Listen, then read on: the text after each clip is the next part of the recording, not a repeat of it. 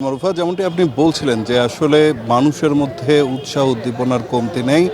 বিএনপির চেয়ারপারসন বেগম খালেদা জিয়াকে বরণ করতে কিন্তু এয়ারপোর্ট থেকে শুরু করে বাসভবন পর্যন্ত কিন্তু মানুষ এসে উপস্থিত হয়েছেন। শত শত মানুষ সকাল থেকেই কিন্তু এখানে এসে ভিড় করছেন এবং এখানে কিন্তু পাশাপাশি নিরাপত্তার যে বিষয়টি সেটিও কিন্তু জোরদার করা হয়েছে। যেমনটি দেখছেন যে এখানে সেনাবাহিনী, র্যাব, ডিবি পুলিশ সহ পোশাকে পুলিশ তারা কিন্তু এখানে উপস্থিত রয়েছে এবং এখানে কিন্তু সর্বোচ্চ নিরাপত্তা তারা জোরদার করছেন। এবং সকাল থেকে আমরা দেখেছি যে দলের ঊর্ধ্বতন কিছু নেতা যারা রয়েছেন তারাও কিন্তু এখানে এসেছেন এবং জায়গাটি হলো পর্যবেক্ষণ করছেন। সকালে যখন আমরা এখানে প্রথম আসি তখন দেখেছি যে সিটি কর্পোরেশনের গাড়ি দিয়ে পুরো রাস্তাটি আসলে পানি দিয়ে পরিষ্কার করা হচ্ছিল এবং পাশাপাশি আইন শৃঙ্খলা রক্ষাকারী বাহিনী তারাও কিন্তু এসে উপস্থিত এখানে হয়েছিল যাতে নিরাপত্তা ব্যবস্থা জোরদার করা যায় এবং এই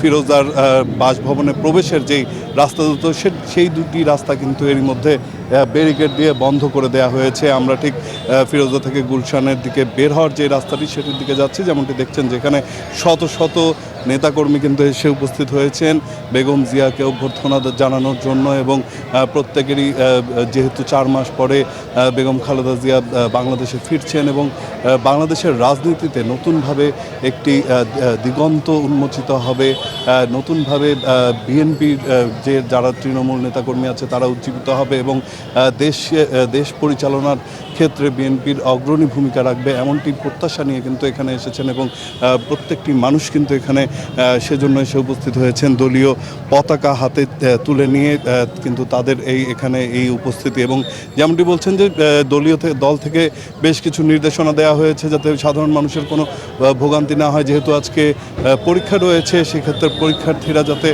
পরীক্ষা দিতে পরীক্ষা কেন্দ্রে যেতে যাতে কোনো অসুবিধা না হয় সেজন্য কিন্তু বেশ কিছু নির্দেশনা দেওয়া হয়েছিল এবং সেই নির্দেশনা অনুযায়ী কিন্তু এখানে তারা অবস্থান করছেন এবং কোনো রকমের ভোগান্তি ছাড়া রাস্তার এক পাশে কিন্তু অবস্থান করছেন। এখানে কয়েকজনের সাথে একটু আসলে আমরা কথা বলার চেষ্টা করব এবং জানতে চাবো যে আসলে তারা কি চাইছেন। একটু যদি বলেন যে বেগম খালেদা জিয়া তো আজকে আসছেন, তো আপনাদের কেমন লাগছে? নিশ্চয়ই আমাদের জাতীয়তাবাদী পরিবার এবং দেশপ্রেমিক পরিবার সর্বোপরি বাংলাদেশের জন্য আজকে একটি সুখকর দিন।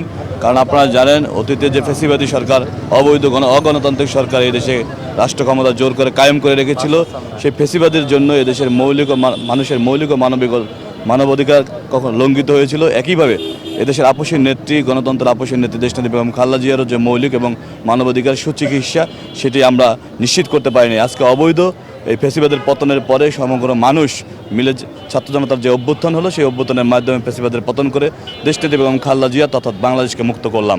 আমরা সেই বাংলাদেশের অপর নাম দেশনেত্রী বেগম খালেদা জিয়া একটি সম্পূরক নাম খালেদা জিয়া ফেরায় সমগ্র বাংলাদেশ আবার সগৌরবে। ধন্যবাদ আপনাকে। যেমনটি শুনছিলেন যে আসলে এখানে নেতাকর্মী যারা রয়েছেন তাদের মধ্যে কিন্তু তারা এখানে সুশৃঙ্খলভাবেই অবস্থান করছে এবং তাদের যেই চাওয়াটি সেটি কিন্তু তারা ব্যক্ত করছেন। বেগম জিয়াকে দেখার জন্য কিন্তু এখানে এসে তারা সবাই উপস্থিত হয়েছেন। দলের চেয়ারপারসন এখানে আসবেন এবং সেজন্য কিন্তু এরই মধ্যে তার বাসভবন ফিরোজা সম্পূর্ণভাবে প্রস্তুত করা হয়েছে। তো এই ছিল এখন পর্যন্ত আমার কাছে এখানকার সবশেষ তথ্য। মারুফা, বান্ডেল থাকলে প্রতি সেনমানিতে টাকা বাঁচবে। বিকাশ সেনমানি বান্ডেল কিনে জিতুন প্রতি লেনদেনে।